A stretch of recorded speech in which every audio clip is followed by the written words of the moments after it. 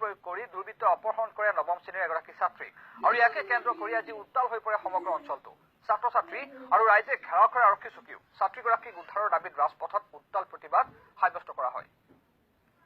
এক চাঞ্চল্যকৰ ছাত্ৰী অপহৰণৰ ঘটনাই জোকাৰিছে সমগ্ৰ হোজাই জিলাৰ মুৰাদঝাৰ থানাৰ অন্তৰ্গত চিতলমাৰী গাঁৱত সংঘটিত হল এই অপহৰণ কাণ্ড চিতলমাৰী উচ্চ মাধ্যমিক বিদ্যালয়ৰ নৱম শ্ৰেণীৰ এগৰাকী ছাত্ৰীক নিশা দুৰ্বৃত্তই অপহৰণ কৰে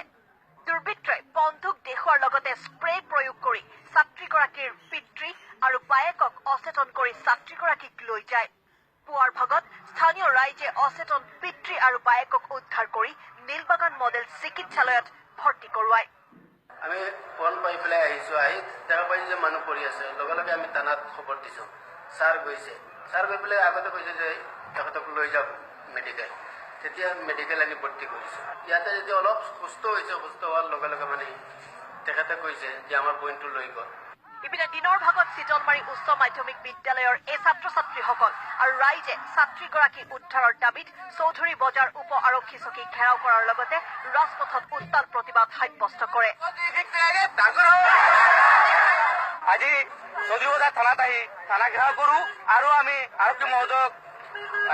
আবেদন কৰো যে 5 ঘণ্টাৰ ভিতৰত যদি আসামীক প্ৰয়ত্ন কৰিব নোৱাৰে আমি গণতন্ত্ৰক আন্দোলন কৰিবলৈ বাধ্য হ'ম লগে লগে হোজাই আৰক্ষীৰ উচ্চ পৰ্যায়ৰ বিষয়াসকল ঘটনাস্থলীত উপস্থিত হৈ পৰিস্থিতি নিয়ন্ত্ৰণ কৰাৰ চেষ্টা চলায় শীঘ্ৰে ছাত্ৰীগৰাকীক উদ্ধাৰ কৰাৰ প্ৰতিশ্ৰুতি দিয়াত পৰিস্থিতি শান্ত হয় মই তেওঁলোকক বুজাই দিলো বিহিত ব্যৱস্থা আমি ল'বৰ কাৰণে আমি ব্যৱস্থা ল'ম আৰু আমি বস্তুখিনি চিজ কৰি আমি এফিচিয়েলত পঠাইছো কি ৰিপ্লাই আহে তেতিয়াহে আমি খাটাং হ'ব পাৰিম যে কিবা পয়জন মিলাইছে না কিবা হেৰি মিলাইছে উল্লেখযোগ্য যে অপহৰণকাৰীৰ এজনক আব্দুল লতিফ বুলি চিনাক্ত কৰা হৈছে আৰু এই লতিফ কেইবাটাও ডকাইতি আৰু অপহৰণৰ লগত জড়িত থকা বুলি জানিব পৰা গৈছে দবকাৰ পৰা বাবুল তালুকদাৰ আসাম টক্স